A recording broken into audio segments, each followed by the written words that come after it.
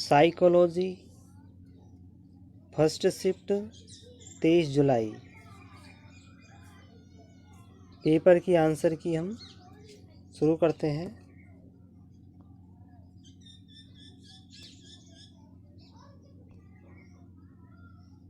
तीस प्रश्न है। निम्नलिखित में से कौन सा या कौन से कथन असत्य है? तो इसका करेक्ट आंसर हो जाएगा ऑप्शन डी ए। यह समझना जरूरी नहीं है कि प्रत्येक बच्चे अद्वितीय है। तो अद्वितीय होते हैं, समझना जरूरी होता है, तो यही गलत है। बाकी सब सही है ऑप्शन के अनुसार।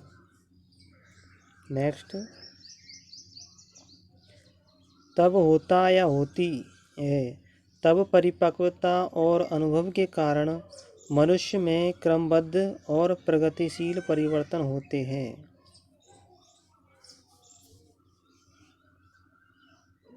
इसका करेक्ट आंसर हो जाएगा विकास, ऑप्शन बी।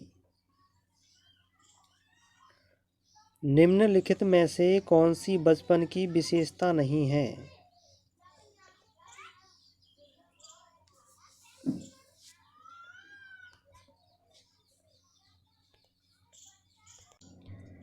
इसका करेक्ट आंसर हो जाएगा अनुकरण, खिलौना, सवाल करने की आयु, ये तो होती है बचपन में, लेकिन इसका हो सकता है कि ए प्राग टोली की आयु, क्योंकि टोली की आयु होती है बाल्यावस्था में होती है, बाल्यावस्था में होती है, प्राग बाल्यावस्था में नहीं होती। तो ये इसका होगा। नेक्स्ट,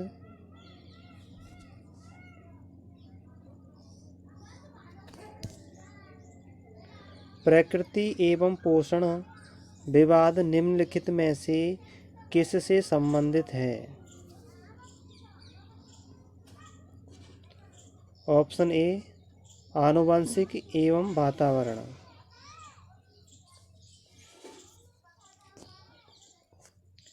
नेक्स्ट,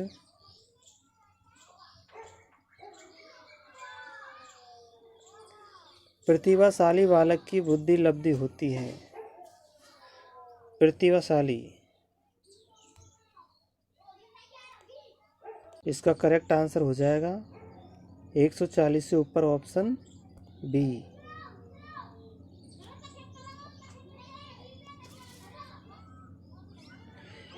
स्कूलों को व्यक्तिगत विभिन्नताओं का ध्यान रखना चाहिए, क्योंकि समझने के लिए कि छात्र सीखने में समर्थ या असमर्थ क्यों हो रहे हैं। Option D answer. 16 वर्ष आयु का बच्चा बुद्धि लब्धि परीक्षण में 75 अंक प्राप्त करता है, उसकी मानसिक आयु होगी, तो उसकी मानसिक आयु होगी।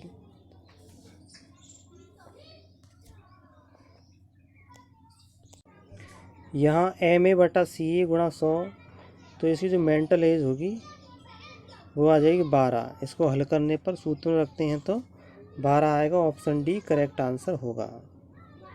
नेक्स्ट,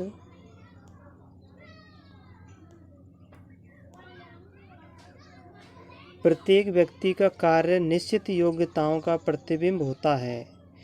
किसी विशेष कार्य को करने में व्यक्ति अपनी समस्त मानसिक योग्यताओं में से कुछ को प्रतिदर्श के रूप में चुनाव कर लेता है।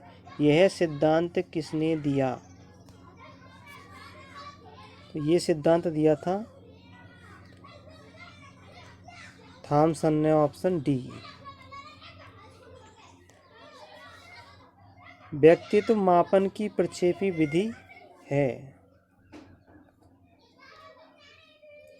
ऑप्शन डी कथानक संप्रत्यक्षण परीक्षण, थीमेटिक एप्रिसिएशन टेस्ट, TAT। इसको बोलते हैं TAT।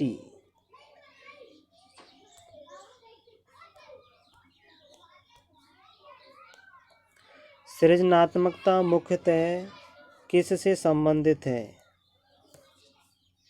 इस वाले पेपर में सही दिया है सृजनात्मकता, तो सृजनात्मकता का आ जाएगा ऑप्शन डी, अपसारी चिंतन। जो सेकंड शिफ्ट का पेपर था उसमें ये जो सृजनात्मकता है इसकी जगह पे उसने रचनात्मकता लिख दिया था। यहाँ सही लिखा हुआ है तो इसका ऑप्शन डी होगा। 11वां क्वेश्चन, कौन सी स्थिति समायोजन को बढ़ावा देती है? तो ऐसी स्थिति में क्या है, बच्चे कंफ्यूज हो जाते हैं कि रचनात्मकता क्या होती है। तो यहाँ पे सही लिखा हुआ है शब्द सृजनात्मकता का मतलब अपसारी चिंतन। कौन सी स्थिति समायोजन को बढ़ावा देती है? विक्षिप्त, भय और चिंता से मुक्ति, ऑप्शन डी। प्रतिभाशाली बालक के लक्षण क्या है? इसका करेक्ट आंसर हो जाएगा ऑप्शन बी, फर्स्ट और सेकंड। बुद्धि लब्धि का फॉर्मूला अभी बताया था, MA/CA, और ये दिया था बुद्धि लब्धि का सूत्र दिया था स्टर्न ने दिया था और टर्मन ने इसका प्रयोग किया था।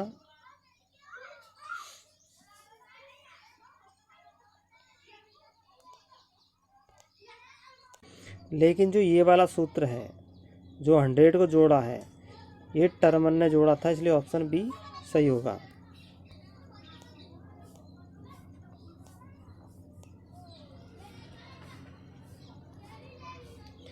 इनको पढ़ना है, पढ़ने के बाद इसका उत्तर देना है, तो इसका करेक्ट आंसर हो जाएगा ऑप्शन सी, एंड डिसलेक्सिया, पढ़ने से संबंधित विकृति।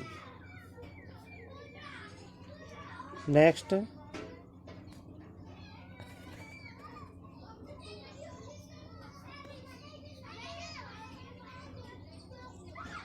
है सीखना व्यवहार में उत्तरोत्तर सामंजस्य की एक प्रक्रिया है। यह कथन किस शिक्षाविद के द्वारा दिया गया? Skinner, option A.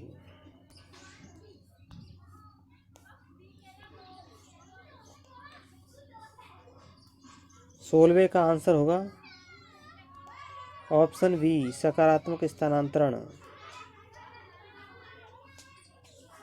दो विपरीत इच्छाओं का होना एक ही समय पर,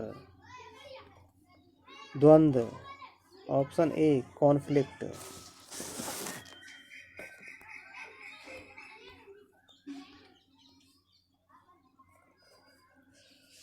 किस सिद्धांत को पुनर्बलन का सिद्धांत भी कहते हैं? क्रिया प्रसूत, BF Skinner, option A.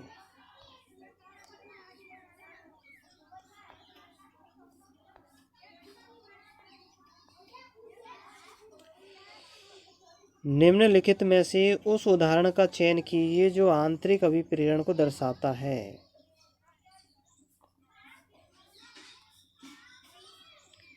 Megha अपने परियोजना कार्य के लिए विभिन्न स्रोत तलाश रही है क्योंकि वह नई जानकारी प्राप्त करने में रुचि रखती है, तो इसका ऑप्शन डी करेक्ट होगा। किसने अधिगम सिद्धांत का प्रतिपादन नहीं किया? ऑप्शन डी, BS ब्लूम ने नहीं किया, बाकी तीनों ने किया।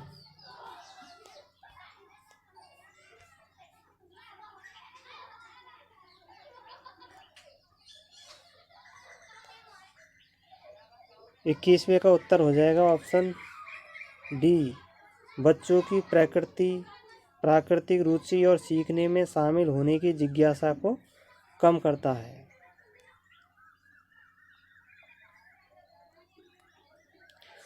RTE 2009 के अनुसार शिक्षकों के लिए कार्य दिवस 45 घंटे, ऑप्शन सी। उत्तम परीक्षण की विशेषता,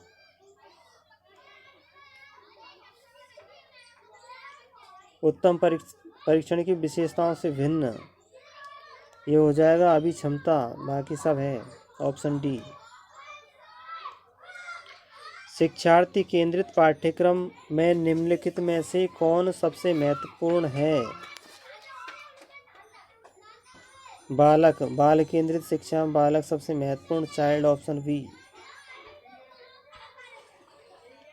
एक चिंतनशील शिक्षक कक्ष में ऐसी परिस्थितियां उत्पन्न करता है कि छात्रों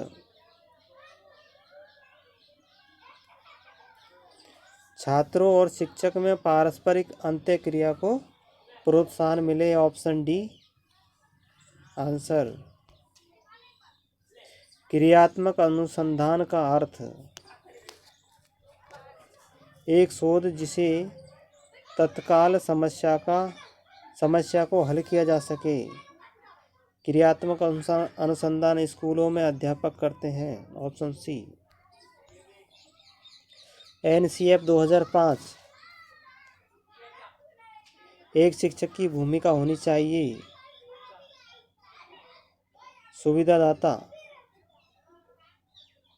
NCF 2005 के अनुसार एक शिक्षक की भूमिका होनी चाहिए, तो इसका करेक्ट आंसर हो जाएगा ऑप्शन बी, सुविधादाता, फैसिलिएटर।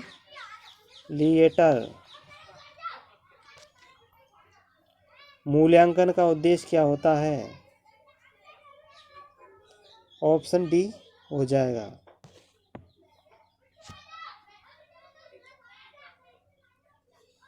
29 में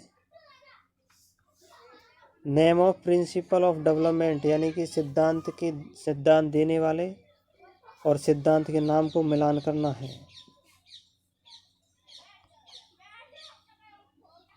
तो इसका करेक्ट आंसर हो जाएगा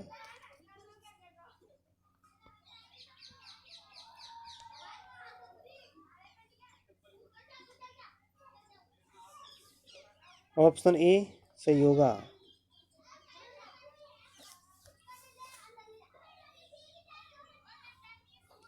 अंतिम और लास्ट का क्वेश्चन है, विकास से की ओर बढ़ता है, विकास सामान्य से विशिष्ट की ओर बढ़ता है, ऑप्शन ए करेक्ट आंसर होगा। ये हमारे साइकोलॉजी के 30 प्रश्न कंप्लीट हुए। वीडियो को लाइक करना और अपने दोस्तों में वीडियो को शेयर करना है, और वीडियो को और चैनल को सब्सक्राइब करना, और आपकी कोई राय हो तो वह कमेंट बॉक्स में कमेंट करके ज़रूर बताना। वीडियो देखने के लिए आपका बहुत बहुत धन्यवाद। हम आपके सफल भविष्य की कामना करते हैं। आपका भविष्य मंगलमय हो, उज्जवल हो। Thanks for watching.